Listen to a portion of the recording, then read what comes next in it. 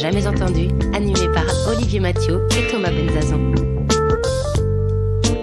Parce que vous entendrez encore trop peu de voix féminines parmi les dirigeants du Next 40, nous avons voulu avec Olivier et Thomas féminiser à notre manière ce palmarès des champions de la tech en proposant à leurs dirigeants de mettre en lumière une femme entrepreneur qu'ils admirent.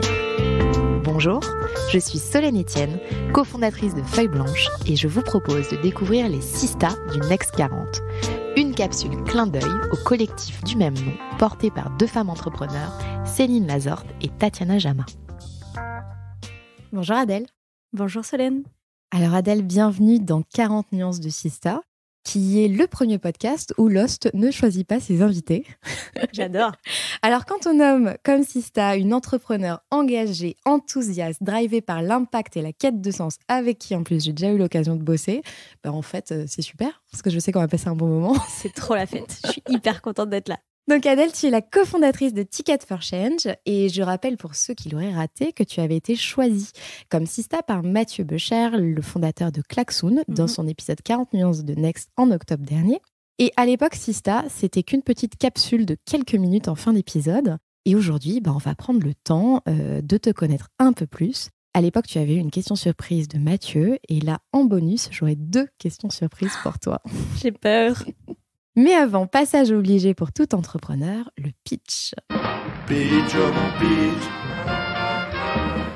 Pitch, oh mon pitch. Adèle, si tu devais nous pitcher, du coup, Ticket for Change, tu nous dirais quoi ? Je vous dirais que Ticket for Change, c'est à la fois une école et un mouvement. Donc, c'est une école parce qu'on design et on anime des formations à la fois pour des graines d'entrepreneurs, des gens qui veulent monter des projets à impact, mais aussi pour des gens en reconversion professionnelle qui veulent transférer leurs compétences dans des projets à impact. Et enfin, pour des salariés et des grandes boîtes pour les accompagner à changer les choses de l'intérieur. Et c'est aussi un mouvement parce qu'on a tout un pan de notre activité qui est vraiment sur la sensibilisation, le fait de changer les cultures, les mentalités et de faire en sorte que ces sujets, et c'est la preuve avec ce podcast aujourd'hui, que ces sujets prennent de plus en plus de place dans les médias et dans notre culture pour que les mentalités changent et pour que ça s'infiltre de manière douce et enthousiasmante dans les esprits de chacun en France. Et de manière durable aussi. Et durable, tout à fait. Alors, je crois que vous vous êtes lancé en 2014. Oui. En 2014, vous sortiez tout juste de l'école, non ? Complètement. On a eu des invités sur 40 nuances de Next, notamment les cofondateurs de United Credit, qui ont dit l'avantage de monter une boîte avant 30 ans, c'est d'être un peu couillon. Sous-entendu, on a beaucoup d'insouciance. Sous-entendu nul. Pas forcément, mais ils montraient qu'on avait beaucoup d'audace, en fait. Tout à fait, dans notre naïveté. C'est ce qui s'est passé pour vous, parce que comment on se lance dans une école d'entrepreneurs quand on n'a pas forcément été entrepreneur soi-même ? Ouais, c'est une super question et c'est une question qu'on s'est beaucoup posée parce qu'en effet, Ticket for Change, au tout départ, donc en 2014, ce qu'on a monté, c'était un programme d'accompagnement à l'entrepreneuriat. Et c'est vrai que ça peut paraître complètement paradoxal de monter un programme d'entrepreneuriat quand tu n'es toi-même pas encore entrepreneur, puisque tu es en cours de devenir sur le chemin pour devenir entrepreneur. Et en fait, on a eu 2 réponses à ça. La première, c'est justement qu'on était les mieux placés parce qu'en fait, on était en train de créer le programme idéal pour nous. Donc en fait, au fur et à mesure de la création de Ticket, on voyait ce qui nous manquait, on voyait ce dont on aurait eu envie, les types de conseils, les types de masterclass, etc., etc. Et donc, on designait le produit idéal pour nous. Et ça faisait de nous, donc, les meilleures personnes pour le faire. Et la deuxième réponse, ça a été de s'entourer de gens bien plus experts, bien plus forts, bien plus expérimentés que nous. Et d'aller chercher ses talents, d'aller chercher ses compétences.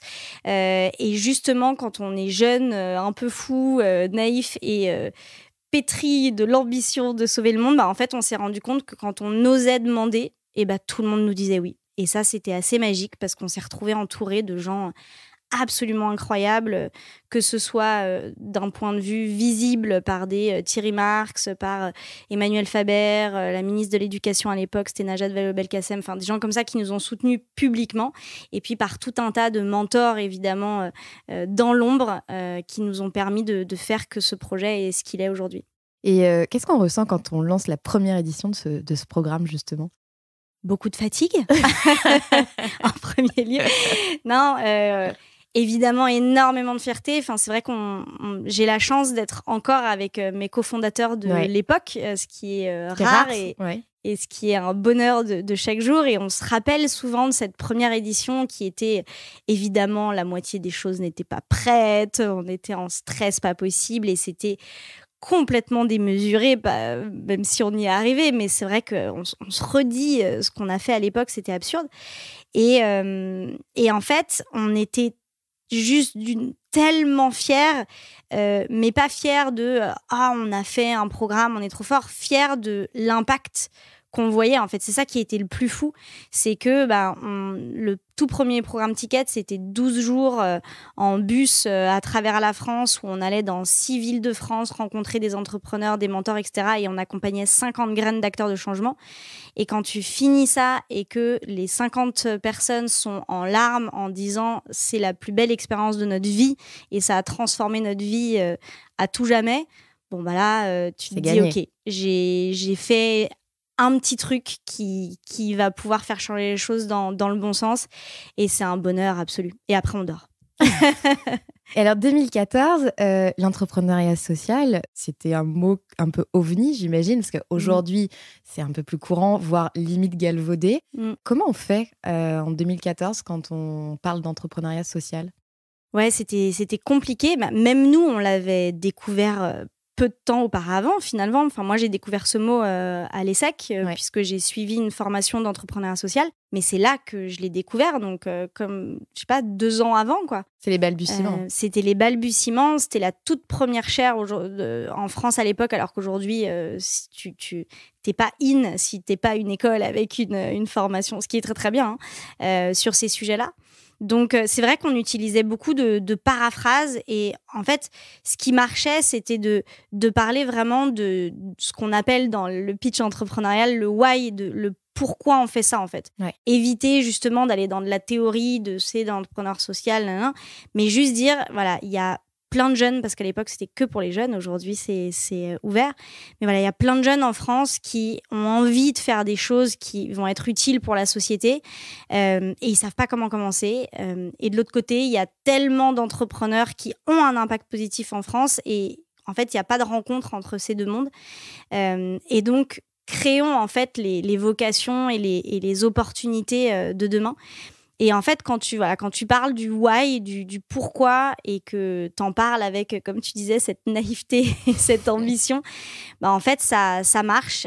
Et petit à petit, et c'est ce dont je parlais tout à l'heure, de ce changement de culture et de mentalité, ça passe aussi par les mots, ça passe par le vocabulaire et par comment est-ce que tu arrives à rendre ces sujets-là, moi j'utilise souvent le terme de sexy, parce qu'il faut en fait que ça devienne sexy et se dire, ok, est-ce que entrepreneuriat social, au fond, les gens, ça leur parle, ou est-ce qu'en fait, il faudrait utiliser un autre mot, ne pas s'attacher outre mesure à utiliser tel mot. Et d'ailleurs, c'est encore en construction, tout ça, ce champ lexical, pour que justement les gens se retrouvent dans ces terminologies et se les approprient et réapproprient et les réinventent. Donc voilà, on est encore en cours, mais heureusement, en effet, je pense qu'aujourd'hui, je parle d'entrepreneuriat social, ça passe mieux en dîner mondain. Voilà. Et puis, il y a aussi une image, parce que je t'ai entendu dire un jour, oui, entrepreneuriat social, au départ, les gens te voient comme quelqu'un qui a des dreadlocks, qui vit en retrait de la société, qui est contre toute la société. Ça a aussi vachement évolué. Vachement. Et c'est vrai que moi, au début, quand je disais ce que je faisais, alors j'avais deux réactions. En effet, j'avais soit « Ah, elle sauve le monde », mais genre... parce que il faut trouver un truc à dire et c'était le raccourci.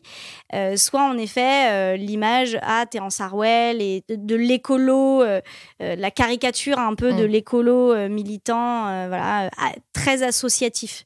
Et en fait, c'est vrai que avec l'entrepreneuriat social, ce qu'on essaye de réconcilier, c'est le meilleur de deux mondes, justement dans cette démarche de rendre accessibles ces sujets, parce que oui, c'est difficile de faire accepter aux gens des notions de radicales, comme de la décroissance, comme changer de vie radicalement, le côté associatif.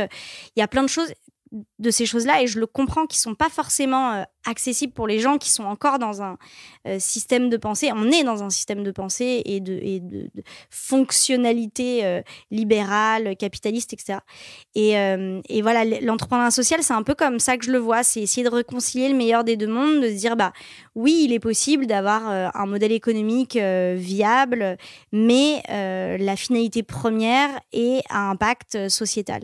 Et du coup, tu essayes de réconcilier ça et de montrer aux gens, c'est presque dans la douceur, que oui, c'est possible de transformer un peu notre manière de faire et de voir les choses et d'aller dans le bon sens, mais sans... et je pense que c'est important, sans trop brusquer les gens. Et quand tu parles justement de modèle économique rentable, vous, votre business model chez Ticket? Alors nous, notre business, donc Ticket for Change, c'est une association et une SAS. Donc on est une association, ce qu'on appelle loi 1901, et on a créé une SAS qui s'appelle Corporate for Change, qui appartient à 100% à l'association. Et notre business model, pour simplifier, il y a on a trois grands types de revenus.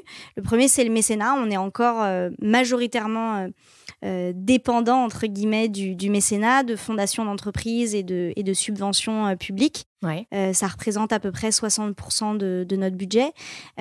Ensuite, on a une partie qui est l'aspect prestation auprès d'entreprises, et notamment à travers Corporate for Change, du coup, qui fait des prestations. Des programmes d'entrepreneurs. Des programmes d'entrepreneurs et de l'accompagnement, vraiment des missions d'accompagnement aux entreprises pour changer leur modèle de l'intérieur.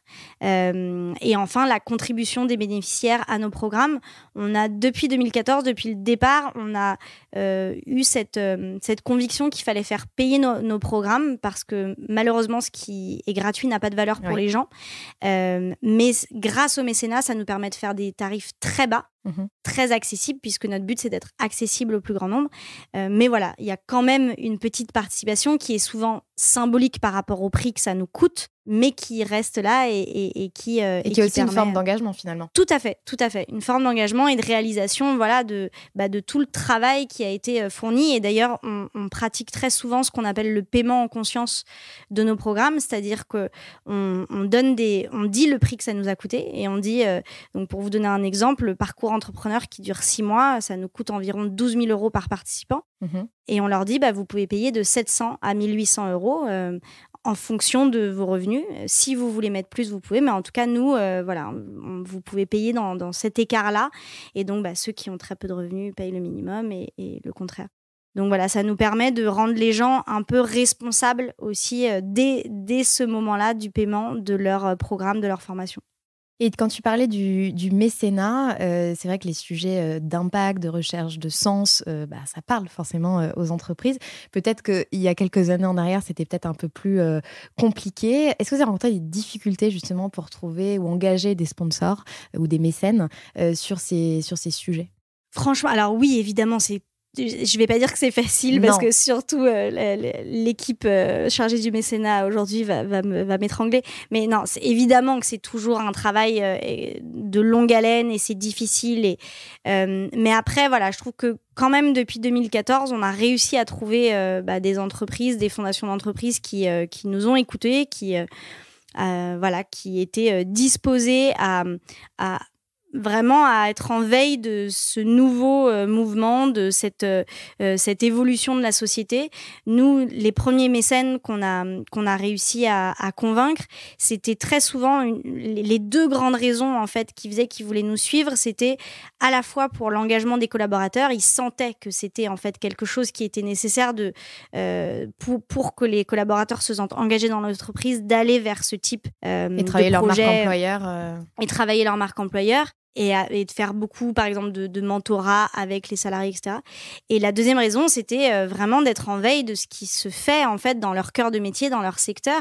Et aujourd'hui, voilà, par exemple, sur ce fameux parcours entrepreneur, on a des labs et des entreprises qui sont dans l'agriculture, dans l'alimentation, disons, et qui vont du coup soutenir les projets dans l'alimentation durable. Et donc, il va y avoir vraiment des passerelles. On essaye de créer des passerelles et il y a des super passerelles qui sont créées. On a par exemple 2 entrepreneuses qui ont monté leur marque de croquettes pour chiens et chats à base d'insectes, donc écologiques. écologique. Et l'un de leurs premiers canaux de distribution, ça a été Carrefour, parce qu'on a la Fondation Carrefour dans nos partenaires.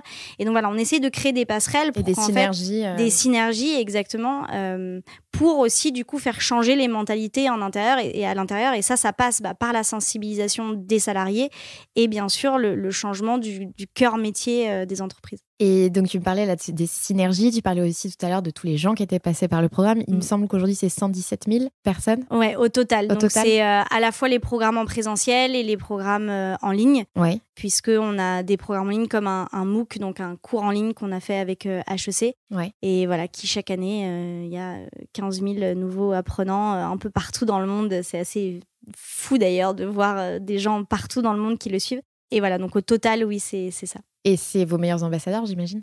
C'est un peu tous nos meilleurs ambassadeurs. C'est vrai que nous, on est toujours... je parle... Voilà, à titre personnel, je suis émerveillée à chaque fois que j'apprends des nouvelles belles histoires dont on n'est même pas conscient.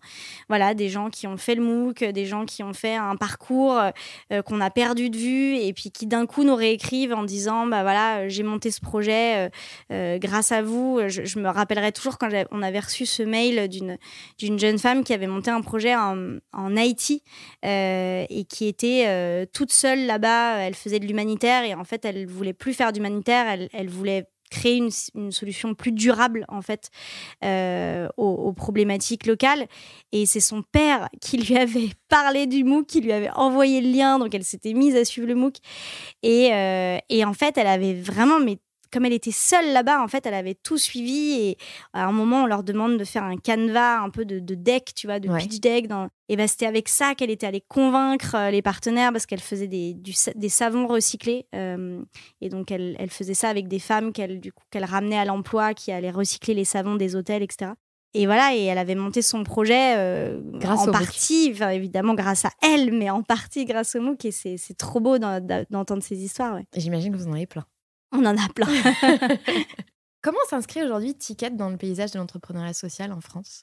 Vaste question. Non, c'est une très bonne question et c'est une question qui est totalement d'actualité avec nos réflexions actuelles, puisque pour faire très simple, pendant des années, en fait, on était en mode tête dans le guidon de Ticket. Tu montes Ticket, donc comment on va faire pour que Ticket fonctionne ? Comment on va faire pour ramener des sous pour Ticket ? Comment on va faire Ticket pour augmenter l'impact, etc. Et depuis quelques années, on est vraiment dans un changement de mentalité et qui est assez global dans l'écosystème, de plus penser seulement en notre chapelle Ticket, mais de penser écosystème. Et en fait, de réaliser que notre finalité, c'est pas que Ticket grandisse. Ticket, on s'en fout. Notre finalité, il faut se la rappeler tous les jours, c'est d'accompagner à la résolution de grands enjeux de société. Et en fait, ça, pour que ça fonctionne vraiment à grande échelle, et on a besoin de la grande échelle aujourd'hui, puisque on le sait bien, les enjeux sont de plus en plus urgents et importants. Il y a besoin de s'organiser de manière écosystémique avec les autres acteurs et de sortir de juste sa focale personnelle. Et donc aujourd'hui, c'est un rôle qu'on essaye vraiment de tenir et de tenir dans l'écosystème et avec d'autres, évidemment. On n'est pas du tout les seuls à apporter ce message, et heureusement. Mais voilà, de faire de plus en plus partie de collectifs, de coalitions. C'est des partenariats, par exemple, sur des événements, c'est des prises de parole. Pardon, je me suis peut-être mal exprimée, c'est plus profond que ça. Ouais. C'est vraiment travailler en coalition avec des acteurs pour atteindre des changements systémiques, et notamment, du coup, au niveau législatif. D'accord. Et donc, avoir une véritable action de plaidoyer. Oui. Collectivement, parce que si nous, tout seuls, Ticket, on brandit un petit drapeau en disant il faut changer ça, le gouvernement, s'il vous plaît, ça va moins bien marcher que si on est 400 boîtes à se réunir. Et tu as des exemples de choses bien que vous avez faites? Bien sûr. Donc, dans un premier temps, on a rejoint des collectifs existants, et je peux donner l'exemple de Nous sommes demain, qui existe toujours, qui est un collectif notamment porté par le mouvement Impact France, qui est un peu une fédération, disons, nationale des entrepreneurs sociaux, qui organise énormément de choses et qui fédère le secteur pour arriver à des propositions extrêmement concrètes, notamment pour le plan de relance ou la loi climat. Ouais. Pour arriver vraiment à contribuer de manière concrète à ces projets de loi. Et à titre plus personnel, entre guillemets, du côté de Ticket, on a monté comme un sous-collectif qui s'appelle le collectif des grandes écoles de la transition, où notre but, en fait, c'est de fédérer tous les acteurs de la formation à la transition, donc tous nos concurrents, en fait, de près ou de loin, avec ce constat que, en fait, il y a plus en plus de gens qui voudraient faire ce type de formation, mais ils savent pas où aller trouver les choses, ils savent pas quoi faire, etc. Et on va tous chercher du mécénat individuellement, et donc on devient concurrent, justement, alors qu'encore une fois, on a la même finalité. Et donc, au lieu d'être concurrent pour aller chercher 10 000 par là, 20 000 par là, etc., allons de manière collective demander de l'argent au gouvernement, des montants conséquents qui seraient répartis de manière équitable entre les acteurs pour développer le secteur dans son ensemble et créer une meilleure fluidité aussi entre ces parcours, entre ces formations, etc. On a appelé ça grandes écoles de la transition parce que depuis tout temps, il y a eu création de grandes écoles quand il y a eu des grands changements structurels dans nos sociétés, quand il a fallu créer des ponts et des routes, on a créé Ponts et Chaussées, quand il a fallu organiser la vie politique, on a créé Sciences Po, les écoles de commerce. Plus récemment, il y a eu les grandes écoles du numérique. Et là, on fait pareil, sauf que nous, on ne fait pas comme les Sciences Po, les écoles de commerce, on ne va pas créer des bâtiments et mettre des élèves dedans, on va fédérer toutes ces organisations, toutes ces formations qui existent partout en France, et essayer de leur donner les moyens de... Exactement, de leur donner les moyens. Donc ça peut paraître complètement paradoxal parce qu'on veut donner les moyens à nos concurrents, mais en fait il faut faire, encore une fois, bouger le marché de manière globale. Il y a de la place pour tout le monde et c'est notre rôle, vu qu'on est parmi ceux qui étaient là. Alors il y en a qui sont depuis bien avant nous, hein, oui. mais disons dans cette nouvelle génération d'entrepreneurs, on a été plutôt bien placés. Voilà, et donc voilà. Et c'est aussi une nouvelle mentalité dans le monde associatif, parce que c'est vrai qu'on peut avoir cette image de guerre de clochers entre différentes associations. Là, c'est quand même aussi une révolution, d'une certaine manière, que de se fédérer pour... Se fédérer, comprendre qu'on est plus fort ensemble et qu'en fait, ce travail de structuration et de fédération, le secteur classique le fait très bien. Oui. Et l'a déjà fait depuis de nombreuses années. Le MEDEF le fait très bien. Les lobbies, ils le font très très bien. Donc en fait, il y a besoin de jouer sur le même, au même niveau et avec les mêmes outils, pour ne pas employer armes, car nous ne sommes pas dans un combat, mais les mêmes outils, pour pouvoir nous aussi faire porter nos idées, nos voix et nos convictions pour que, et c'était le cas, même si on a été très déçus pour ce plan de relance, de dire on ne peut pas faire un plan de relance comme en 40. Bon, le problème, c'est que même si on commence à être de mieux en mieux organisés, de l'autre côté, ils sont là depuis des dizaines et des dizaines d'années, et voilà, ils sont copains avec tout le monde, donc c'est compliqué de faire avancer les choses. Mais voilà, au moins, on essaye d'y arriver petit à petit.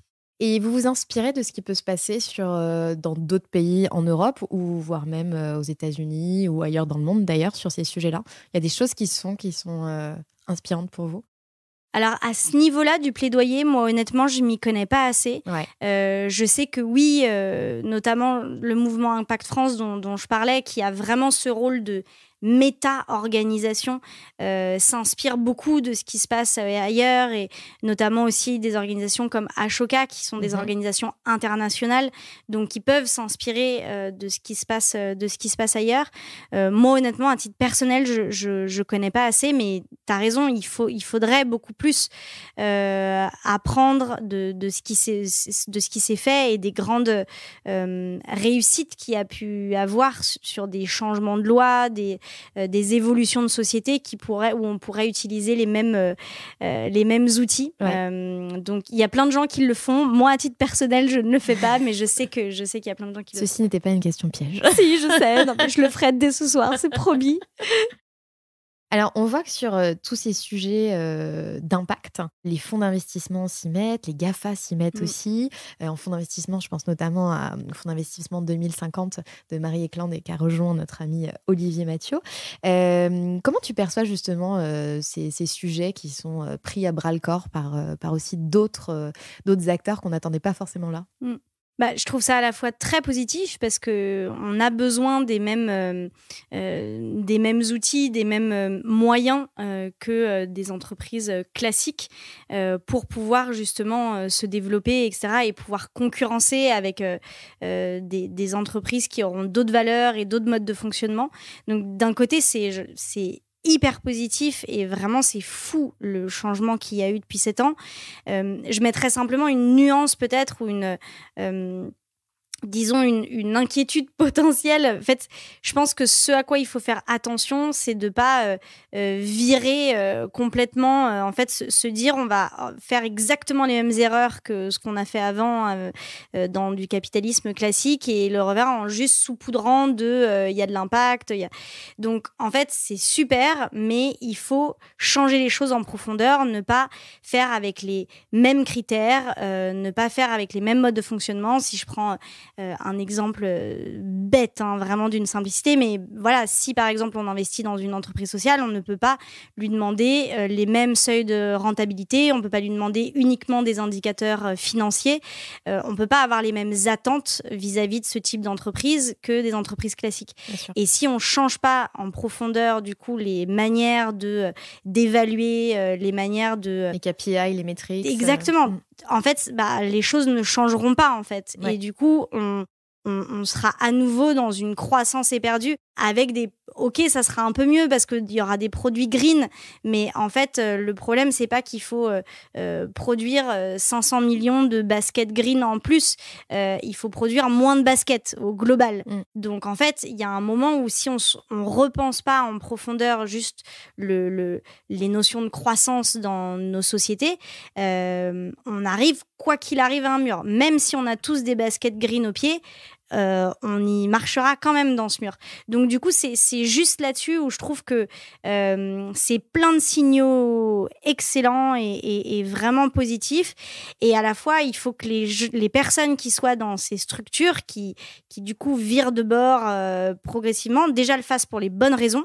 Et ça, il faut aller leur demander une par une, est-ce que ton intention est la bonne ou est-ce que tu te dis juste que c'est une tendance marché et que du coup, c'est juste un moyen de se faire plus de pognon et donc ça change pas la donne. Oui. Donc est-ce que les intentions sont les bonnes et est-ce qu'ils sont prêts à transformer vraiment leur manière de faire et leur manière de suivre et d'évaluer ces projets. S'ils sont prêts à tout ça, moi je dis go. J'adore, mais voilà, je pense que s'il n'y a pas ces changements structurels, ça changera malheureusement pas grand-chose à part d'avoir 2-3 licornes green d'ici là.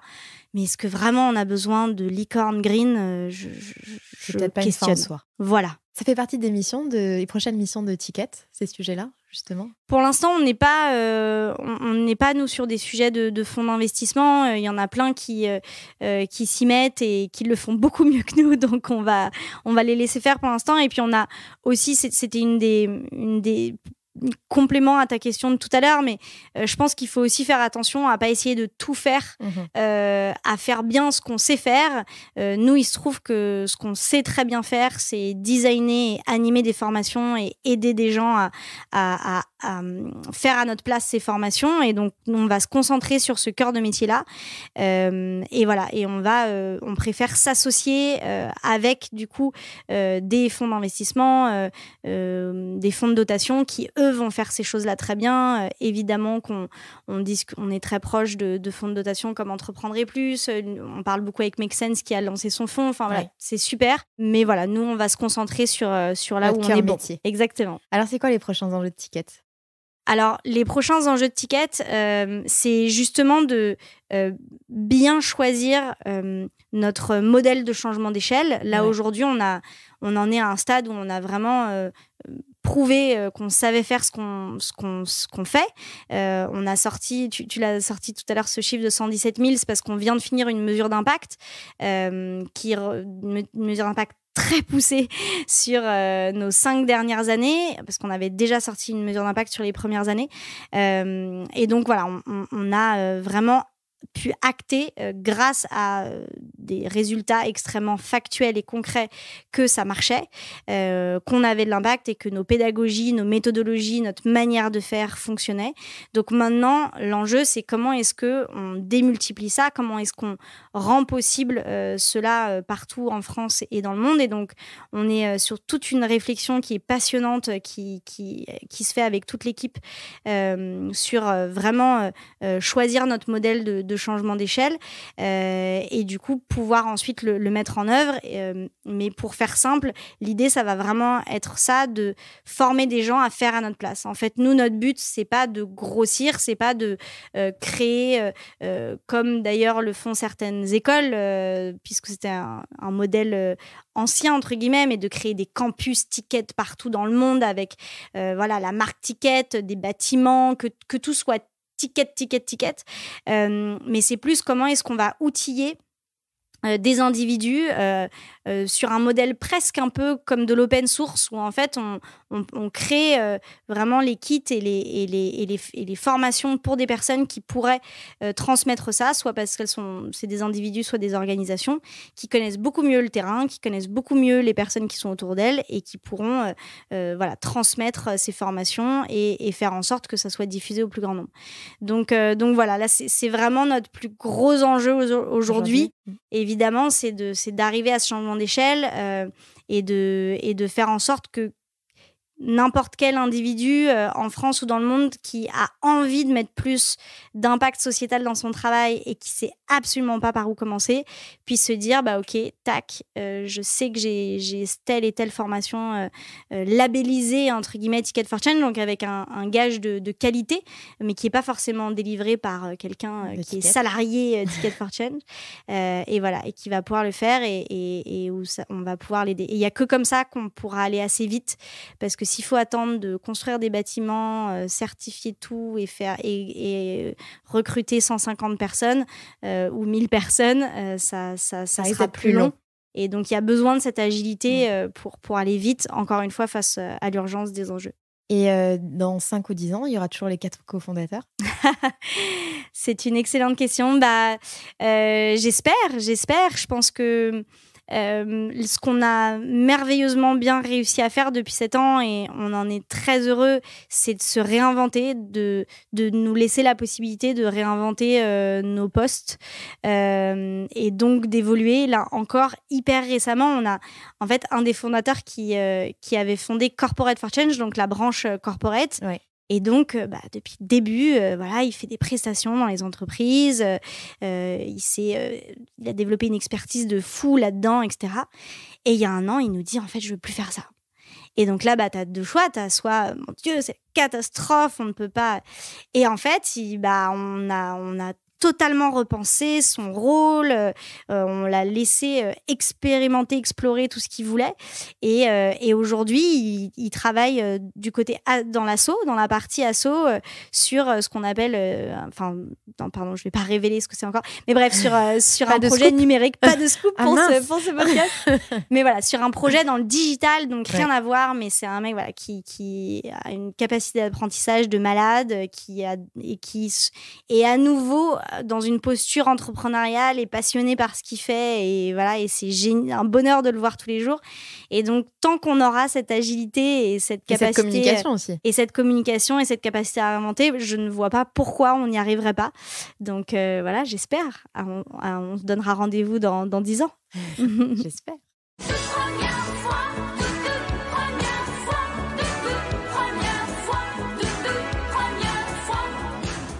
J'adore. Donc généralement, c'est toujours le moment où on danse du podcast. Je confirme. Ton tout premier dilemme avec Ticket? Mon tout premier dilemme, ça a été que, donc de manière très personnelle, en fait, quand au tout début de Ticket, même avant de commencer Ticket, en fait, moi, je revenais d'un tour du monde et j'avais prévu de partir habiter dans un pays. Lequel? Au Chili. Parce que je voulais enfin être bilingue espagnol. Ça suffit de faire 10 ans d'études d'espagnol et de savoir que dire « Hola, ¿cómo estás ?» Donc bref, et puis voilà, l'Amérique latine m'avait passionnée pendant mon voyage et j'avais envie de cette expérience de vie là-bas.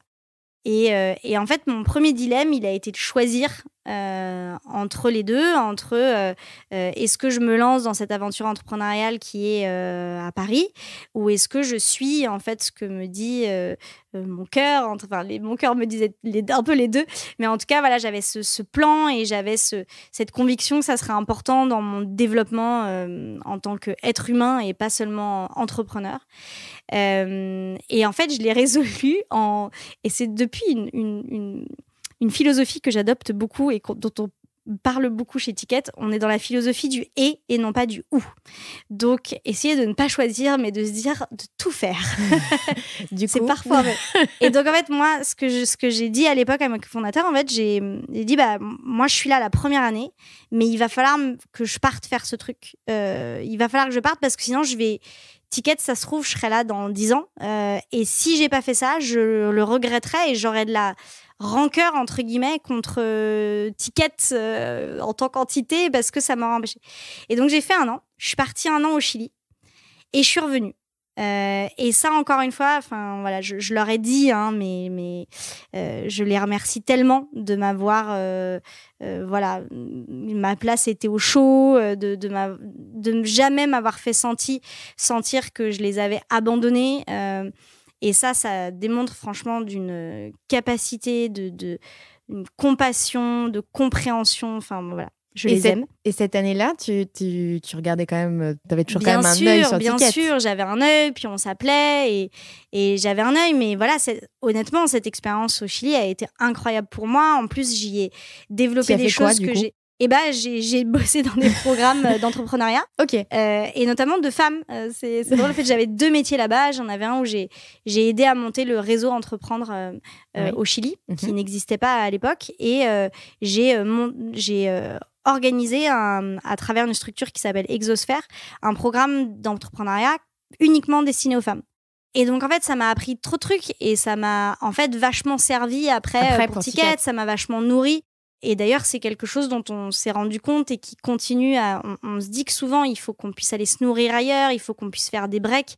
C'est aussi des méthodes de management d'ailleurs qui sont souvent prônées, de dire prenez le temps de vacances, prenez le temps d'aller s'inspirer ailleurs. Et au-delà de vacances, de prendre des vrais... Moi encore, avant Covid, là, en 2019, je suis partie 4 mois faire une formation autour de pratiques somatiques, autour de la danse, de l'art, et bref, des choses qui sont pas directement, on pourrait penser directement liées à Ticket, et pourtant ça me nourrit énormément au quotidien, et je suis en train de ramener pas mal de ça dans nos pédagogies. Enfin bref, du coup c'est vraiment cette agilité que je trouve merveilleuse et je les en remercie encore tous les jours. Mais voilà, c'est un dilemme qui s'est bien terminé puisque j'ai fait le parti pris du et non pas du ou. Si vous avez un dilemme, ne choisissez pas, faites les deux. C'était le conseil d'Adèle. Voilà. D'ailleurs, en parlant de conseils, Adèle, lequel on t'a donné et que t'as pas suivi ? Je dirais que c'est les conseils qu'on me donnait en école de commerce, en fait, où on me disait va gagner beaucoup d'argent, où on me disait faut que tu aies un métier à statut prestigieux, que tu aies de la sécurité. Enfin voilà, il y avait vraiment ce modèle-là. À part avec ma classe de fous furieux là, qui faisait de l'entrepreneuriat social. Mais sinon, c'était quand même les messages qui étaient passés. Et t'as l'impression que ça a changé, ça, aujourd'hui ? J'ai vraiment l'impression. Et c'est une très bonne chose. Mais à l'époque, ça restait le modèle dominant.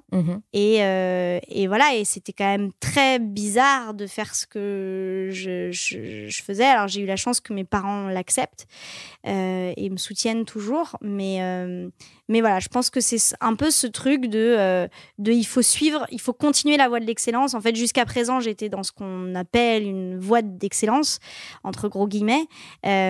Et d'un coup, de dire, en fait, je vais arrêter de suivre l'autoroute. Je suis ravie de ne pas avoir suivi ce conseil et d'avoir commencé en entrepreneuse fauchée à vivre chez mes parents pendant quelques années de plus. C'est la meilleure décision que j'ai prise. Du coup, ce serait le meilleur conseil que tu pourrais donner, de ne pas prendre l'autoroute, mais les chemins de traverse ? Ça serait clairement un très bon conseil. Parce que... Et puis vraiment, je trouve que... En fait, aujourd'hui, on a besoin de vraiment revenir à nos unicités en tant qu'individu. Enfin, et tout ça, c'est très lié parce que voilà, Ticket, on a créé ça pour ça aussi, pour revenir à révéler l'unicité chez chacun. Et malheureusement, depuis que l'école existe, en fait, l'école a été créée plutôt pour uniformiser et ça avait de l'utilité à l'époque. C'était c'était dans cette époque d'ère industrielle où il fallait des ouvriers, des gens qui fassent les choses sans trop se poser de questions et sans développer leur esprit critique et leur unicité. Donc, ok, ça avait du sens à l'époque. Je dis pas que c'était bien, hein, mais en tout cas, ça avait du sens. Et il se trouve qu'on a voilà, ça change, hein, heureusement, depuis quelques années, mais ça met du temps à changer ces modes de formation, d'éducation, etc. Et aujourd'hui, on a que besoin de gens assez foufous, comme dirait une femme que j'aime beaucoup, Tana Nguyen, de crapauds fous, ces crapauds qui ne suivent pas en fait le reste des crapauds et qui traversent l'autoroute et qui trouvent les chemins qui passent en dessous et qui du coup sauvent tous les autres crapauds parce qu'ils osent aller trouver des chemins de traverse. Ça a été théorisé. Hein. Mais voilà, la théorie du crapaud fou. La théorie du crapaud fou, tout à fait. Et voilà, et c'est ces personnes qui sont prêtes à regarder à gauche, à droite, en haut, en bas et à stopper la roue parce qu'on est tous dans une roue comme les petites belettes là dans les cages où on est dans notre roue, ça va très vite. Voilà, on est chacun sur nos voies. Et il y a un moment, faut prendre le temps de s'arrêter, il faut prendre le temps de se dire est-ce que je suis à ma bonne place ? Est-ce que vraiment là, ce que je vais faire ou ce que je suis en train de faire, un, ça m'épanouit et deux, c'est utile pour la société. Et s'il y a ne serait-ce qu'une des deux questions qui est non, peut-être se dire est-ce que j'ai pas des choses qui sont dans mon champ d'action, des choses que je peux faire à mon échelle qui pourraient me permettre de changer ça. Je pense que ça ne peut que faire des gens plus heureux. Et ça, je pense que je trouverai pas une seule personne qui veut pas être... Enfin, si, il y a toujours des... Mais voilà, qui a quand même pas cette envie d'être heureux. Et encore une fois, ça serait plutôt cool pour la société. Donc voilà, soyez tous des crapauds fous. Je n'ai que ça à dire. Allez, relaxez-vous. Et maintenant, on parle de vous ? À quoi tu rêvais petite, Adèle ? Alors, moi, j'avais une très claire idée du métier que je voulais faire petite. C'était être sauveuse d'éléphants dans une réserve d'Afrique. Et donc, avoir créé une réserve pour éléphants et où ils puissent vivre en tranquillité et survivre surtout. Donc voilà, j'étais un peu une geek des éléphants. Je ne sais pas si ça existe. Mais j'avais absolument tout. T'avais fait un voyage Je n'avais jamais fait de voyage. Je ne sais pas d'où me vient. Babar, peut-être.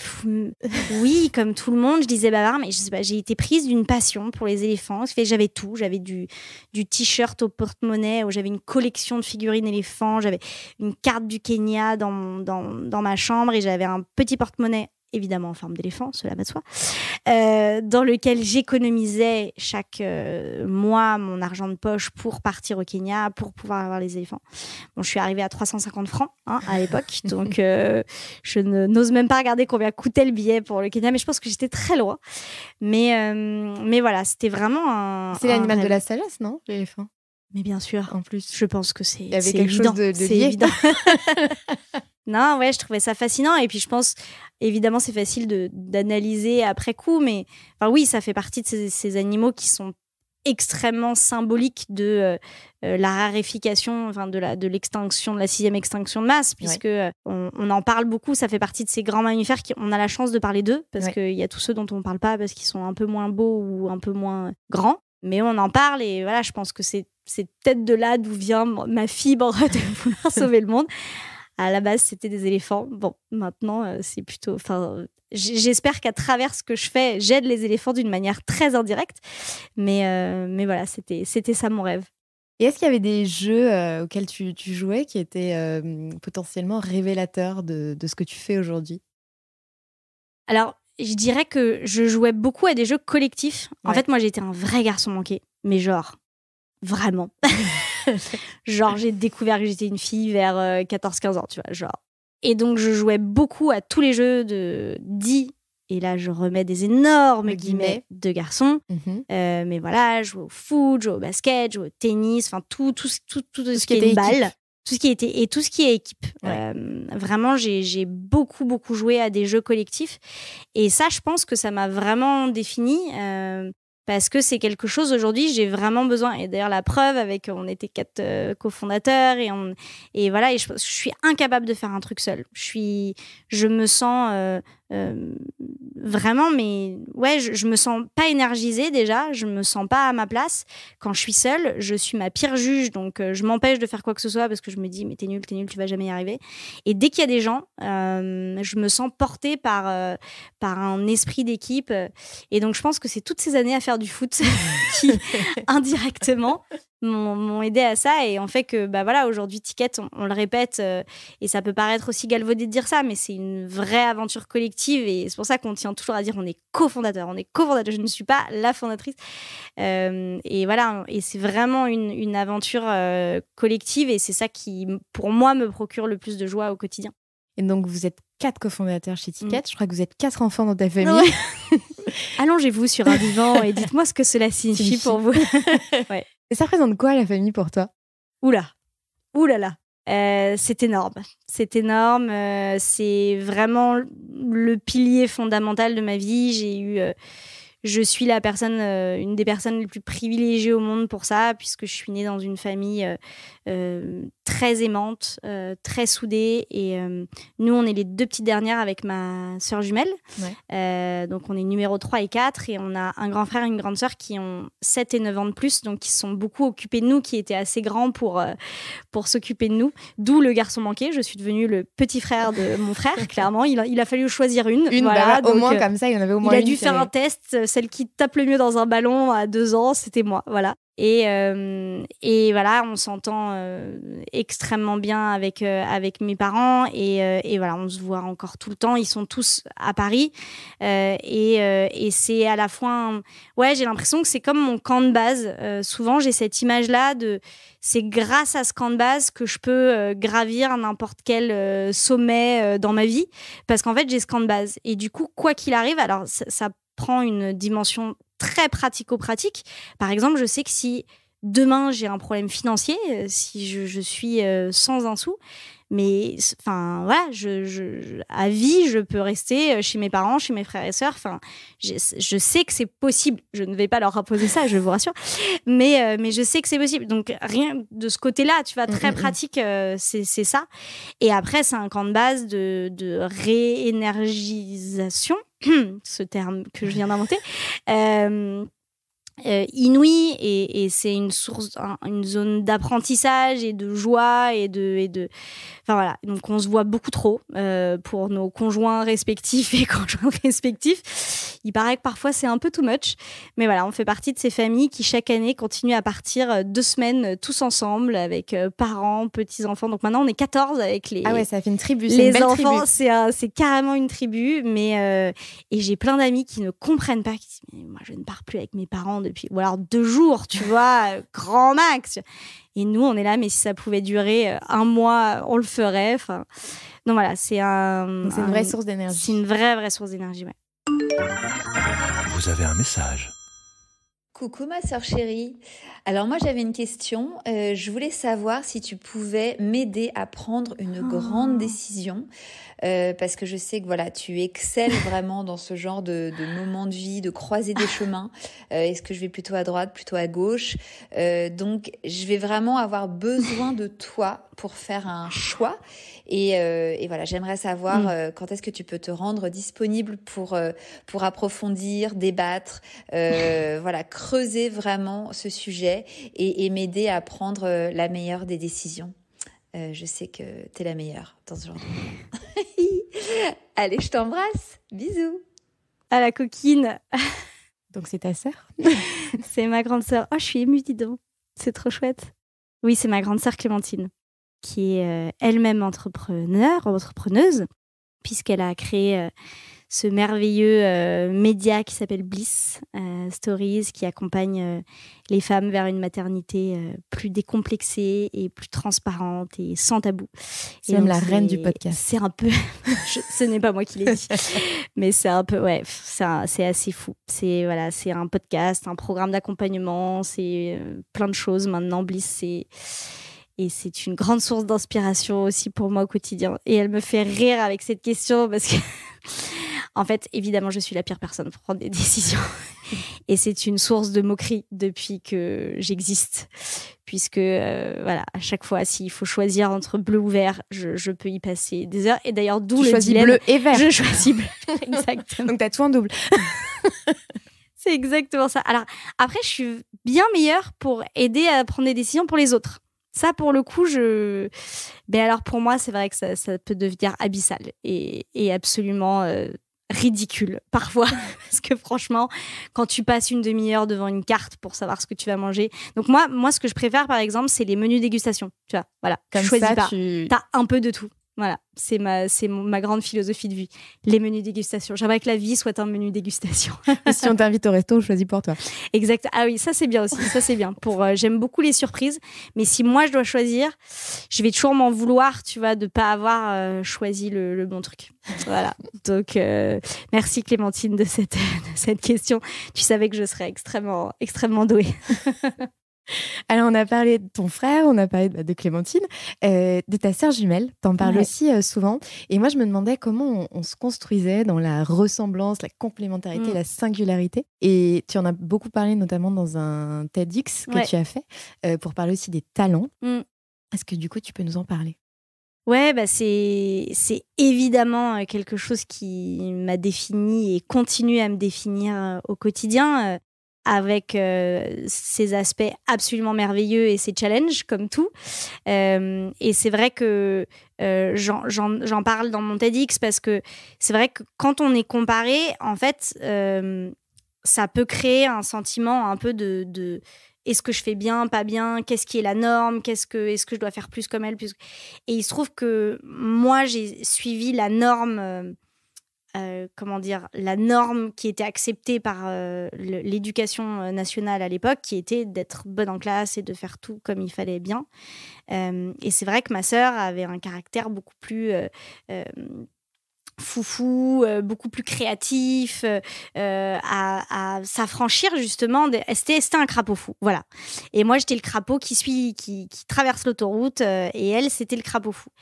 Et sauf qu'il se trouve qu'à l'époque, on récompensait plus les crapauds comme moi que les crapauds fous. Et on ne reconnaissait que ce talent d'être le crapaud qui, je vais arrêter de dire crapaud, qui suit l'autoroute.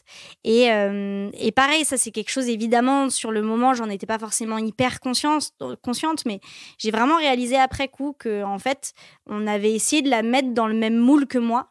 Alors qu'en fait, elle créait son propre moule et elle continue à le créer au quotidien. Et c'est vraiment ce qui m'a amenée vers Ticket, c'est cette notion d'unicité, de talent unique, de se dire comment est-ce que tu vas aller chercher ce qui est unique chez cette personne, et donc ce qu'elle fait mieux que personne, et que tu vas l'aider à faire ça, mais pour avoir un impact positif pour la société. C'est aussi bête que ça, en fait. Et prendre conscience de son talent aussi. Et prendre conscience de son talent, exactement. Et voilà, et c'est quelque chose, je pense qu'en étant jumelle, j'y ai été un peu plus confrontée que d'autres personnes, parce qu'on a on est éduqués pareil, on fait tout pareil. Bon, nous, il se trouve qu'on a... Enfin, je dirais de la chance, c'est pas forcément de la chance, mais il se trouve qu'on est ce qu'on appelle fausses jumelles, ce qui est pas un joli terme d'ailleurs, mais donc on se ressemble, on n'est pas identiques. Et ça, je pense que c'est quand même plus facile de construire son identité personnelle quand on n'est pas identique. Je ne sais pas ce que ça aurait été si on avait été en plus des jumelles vraiment comme on dit, monozygote. Mais voilà, c'est elle aussi une source d'inspiration au quotidien. Et notamment pour ces questions, voilà, elle attend son 2e enfant aussi. Et moi, j'ai pas encore d'enfant, donc c'est génial de voir voilà, les zones d'apprentissage qu'on peut s'apporter l'une et l'autre. Moi, j'ai appris à être... le jour où je serai mère, je sais que je pourrais l'être grâce à ma sœur, parce que son fils, je l'aime comme mon fils, et donc ça sera juste une douce continuité de cet amour, ça sera chouette. Il vous a jamais confondu du coup, si vous ressemblez pas Non, trop. alors parfois, mais il faut qu'il lève la tête. Une fois qu'il a levé la tête, quand même, il capte. Mais non, il sait qui on est quand même. Et est-ce que vous en avez joué d'être jumelles? Alors, on ne pouvait pas y jouer justement comme des vraies jumelles, à passer l'une pour l'autre, etc. Ça aurait été drôle. Je pense qu'on y a joué plus dans... Ça a vraiment été un outil pour nous de confiance en nous. Vraiment, parce qu'en fait, je m'en rappelle très bien, à l'école, en fait, on était... dans des classes différentes, ça, nos parents ont toujours... c'est une très bonne chose, si vous avez des jumeaux, de nous mettre dans des classes différentes. C'est souvent des questions, d'ailleurs, qui se posent. Ouais. Et nous, pas à la crèche, mais voilà, dès la maternelle, on était dans... Comme ça, vous aviez vos cercles d'amis. Exactement, on avait nos cercles d'amis. Mais par contre, donc dans les classes, on était Adèle et Lucie. Mais dans la cour de récré, si on le voulait, on devenait les jumelles. Et en fait, on était reconnaissables parce qu'en fait, il y en a peu des jumelles, et puis parce qu'on s'entendait très bien, et du coup, on a toujours mis nos amis en lien. Et puis voilà, moi, j'avais la meilleure collection de cartes de basket de la NBA de la cour, ma sœur avait la meilleure collection de cartes Space Girl de la cour, donc tu vois, nous deux, vous fédériez toute la cour d'école. Exactement, tu vois, on était et on avait du coup la meilleure collection de toute la cour. Donc voilà, on a toujours vu notre gémellité comme une force, et non pas justement comme certains disent, ça a été très difficile de m'affirmer, etc. Mais voilà, je pense qu'on avait ce bon équilibre d'utiliser notre gémellité comme quand on le voulait, quelque chose qui nous différenciait, mais ça nous différenciait à deux, mais du coup aussi en tant qu'individu. Et c'est ça qui est trop beau, et qui nous a construit aujourd'hui. Et qui persiste aujourd'hui aussi. Et qui persiste, tout à fait. Alors, on a parlé de ta famille. On arrête, t'es sûre? Parce que j'ai encore plein de choses à dire. Vas-y, je t'écoute. Si t'as encore quelques heures devant toi, je parlais de mes parents, je parlais de tous mes neveux, nièces. Dont 2 qui ont fait un super podcast. Tout à fait, tout à fait. Philosophie. Voilà, Philosophie. Les plus grands, ceux de Clémentine, justement, voilà. Les plus grands qui sont des Selma, futures stars du podcast. Qui sont des futures stars du podcast. Et si vous n'avez pas écouté ce podcast, je vous encourage, parce qu'on a bien rigolé. Ah ouais, ils sont très drôles. Du coup, est-ce qu'il y a des rencontres particulières qui ont marqué ta vie et qui ont fait que tu es devenue la femme que tu es aujourd'hui? C'est une excellente question. Je trouve que quand tu poses cette question, on peut se demander est-ce que c'est femme en tant qu'être humain ou femme avec un grand F de la femme. Et comme ce podcast s'appelle Sista, j'ai plutôt envie de prendre le côté femme avec un grand F. Et en fait, là, c'est marrant, mais du coup, la première personne qui me vient, mais bon, j'en ai déjà un peu parlé dans le sens de mes cofondateurs, mais j'ai pas parlé d'elle, de Joséphine, qui est ma cofondatrice, que j'ai rencontrée au moment de la création de Ticket for Change. On ne se connaissait pas avant. Vous êtes rencontrés le jour de la signature des... Limite. Non, on s'est rencontrés où j'avais demandé à rencontrer, avant de dire oui pour rejoindre le projet, il y avait déjà 3 personnes qui étaient sur le projet, et j'ai dit j'aimerais bien qu'on se rencontre. Non, on s'est rencontrés en vidant des bouteilles de vin, en refaisant le monde jusqu'à 3h du mat. Voilà, ce premier soir. Et c'est ce qui a scellé notre amitié à tout jamais. Et non, ouais, je m'attendais pas à lui dire ça, mais c'est vraiment une femme qui m'a aidée. Et c'est drôle parce que du coup, on était que 2 femmes. Donc je pense aussi ce truc de jumeaux. Je sais pas, j'ai fait une projection. Mais c'est une personne, on est hyper complémentaires. Et c'est une femme qui m'a énormément appris. Plus qu'elle ne le sait certainement, qui par sa douceur, par justement sa manière d'entreprendre en étant en pensant que tout est possible. Moi, j'ai plus un côté parfois à voir ce qui pourrait mal se passer.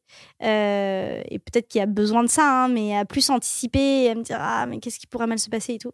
Et elle, j'ai l'impression qu'il n'y a jamais aucun problème, quoi. Il n'y a jamais aucun problème qu'on ne peut dépasser. Et ouais, et c'est une femme qui m'a vraiment construite et qui continue de me construire puisqu'elle est toujours là, même si elle est à Toronto là en ce moment. Mais elle est toujours chez Ticket.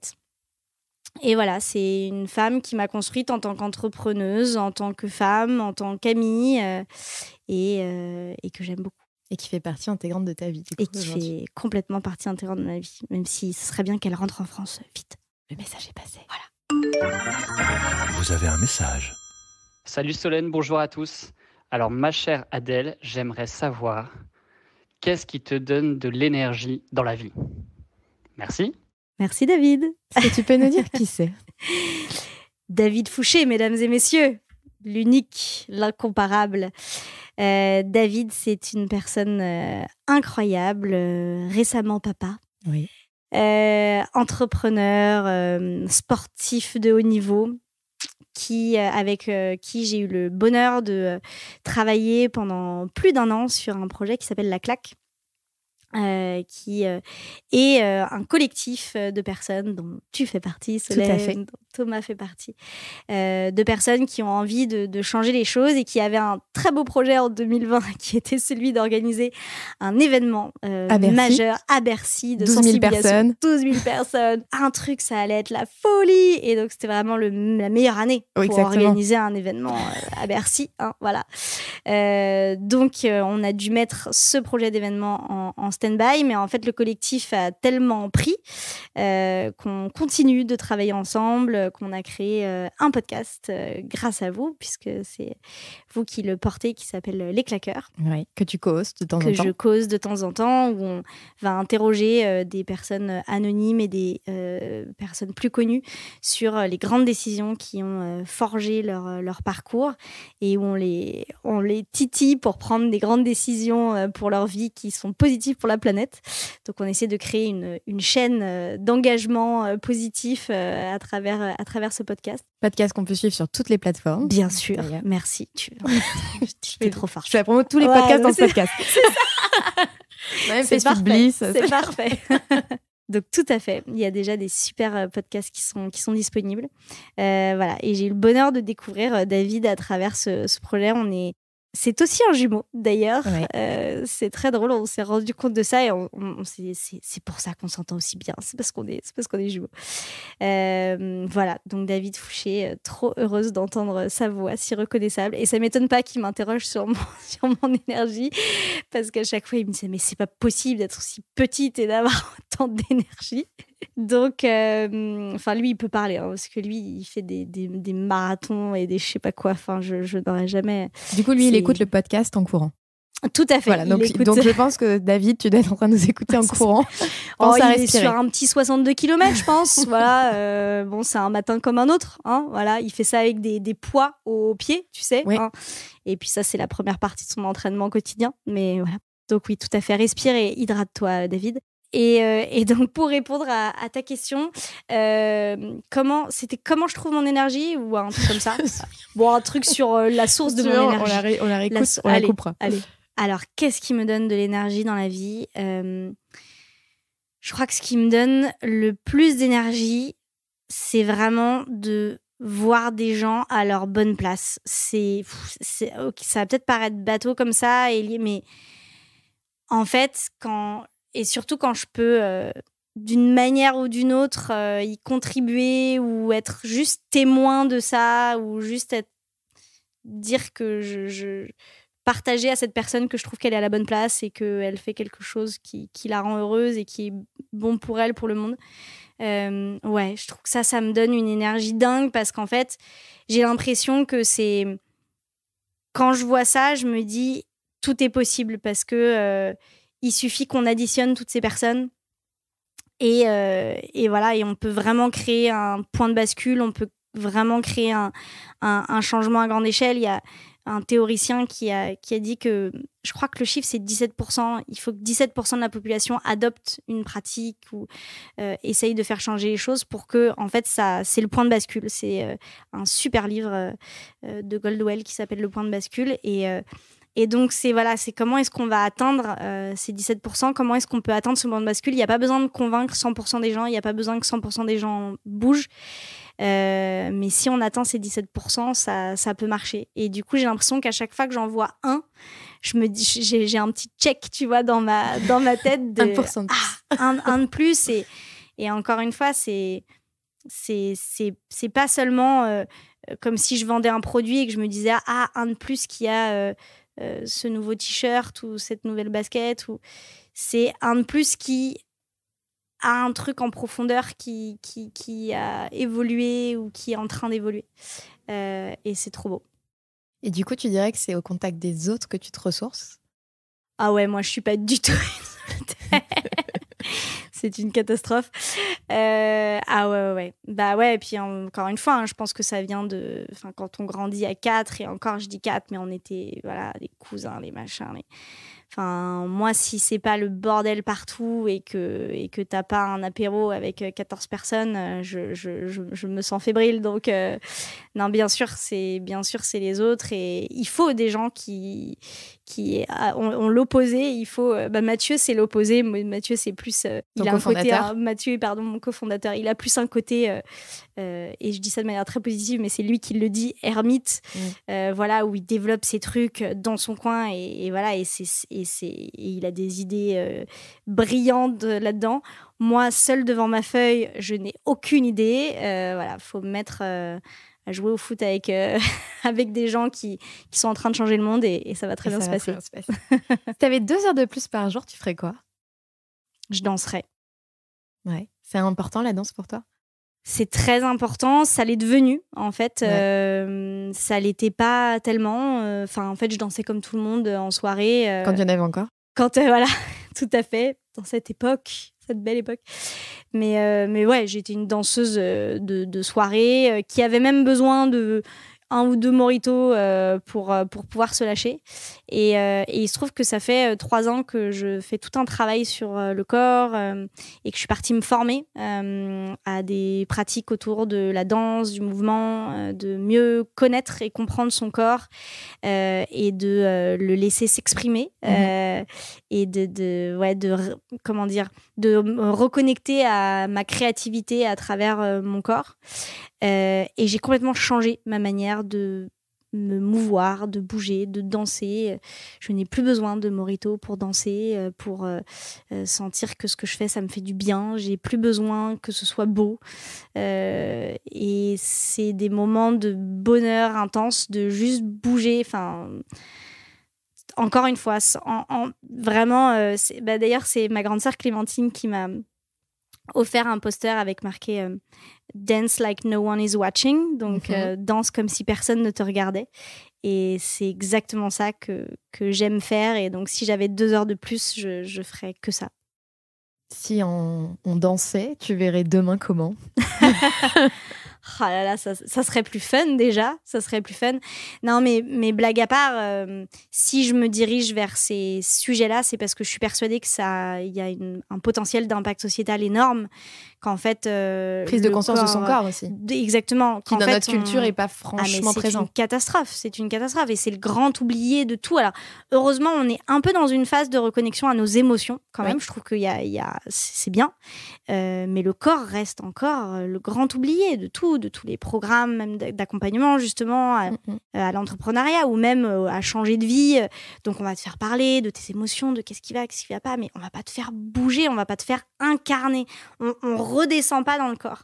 Et en fait, notre corps, c'est notre premier canal de communication, d'expression. On le sait tous, on a tous des gens, on l'a vécu ou on a des gens autour de nous qui ont exprimé des burn-out et des blocages ou des problèmes ou des machins par le corps. Le nombre de gens que j'entends qui font « Ah là là, je supporte pas mon boulot, vraiment, ça me donne des plaques. » Et en fait, la personne a de l'eczéma depuis... Tu sais, ces trucs-là de somatisation. Ouais. En fait, il y en a tout le temps. Et d'ailleurs, les burn-out souvent se provoquent par des manifestations physiques, somatiques. Donc en fait, il y a un énorme enjeu de se reconnecter à notre corps.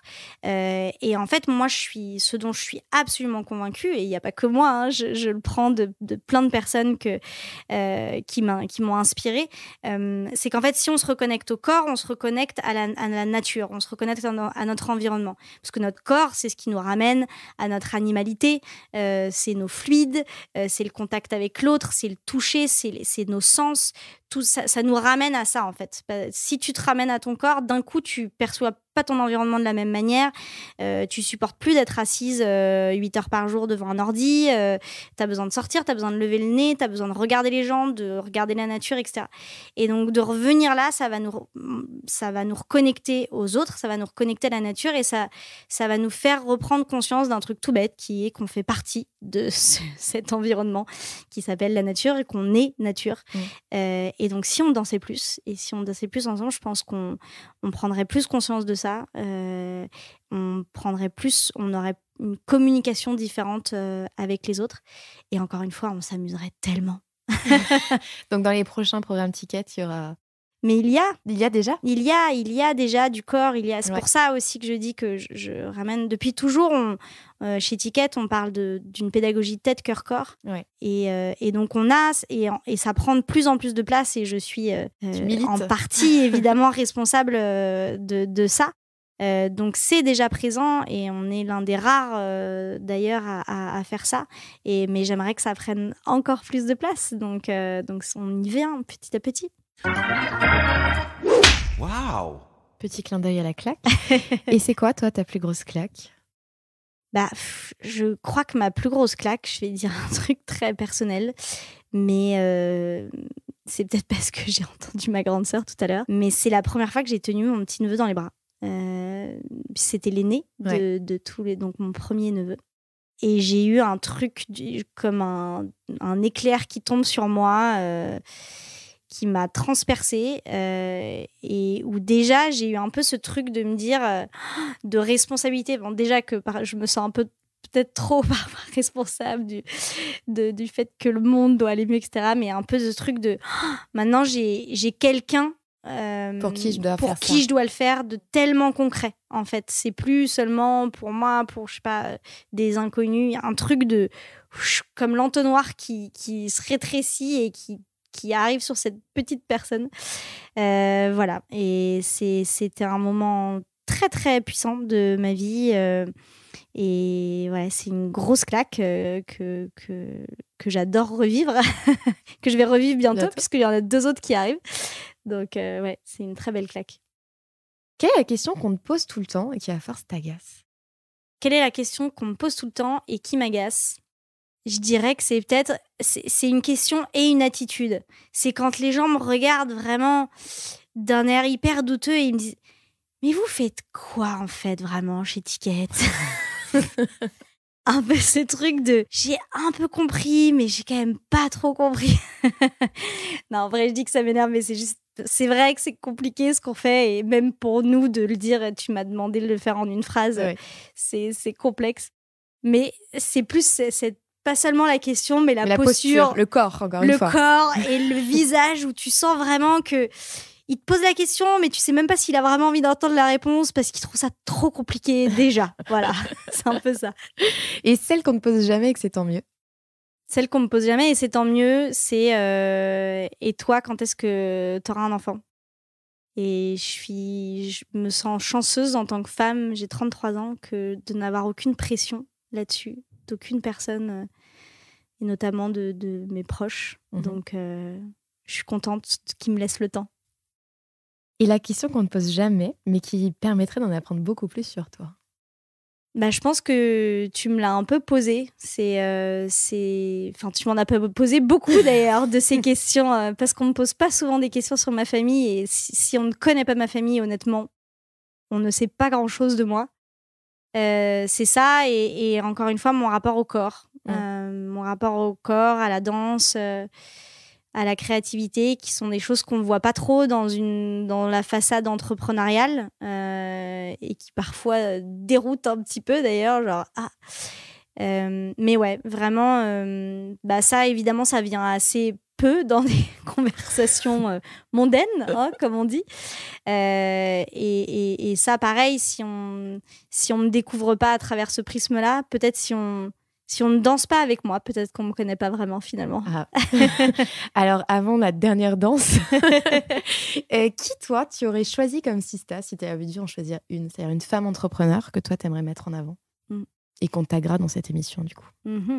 C'est marrant parce que là, j'ai une personne qui me vient en tête, donc je vais dire qui c'est, qui n'est pas du tout une entrepreneuse dans le sens Silicon Sentier, tech, qui a monté un truc énorme de start-up, de je sais pas quoi.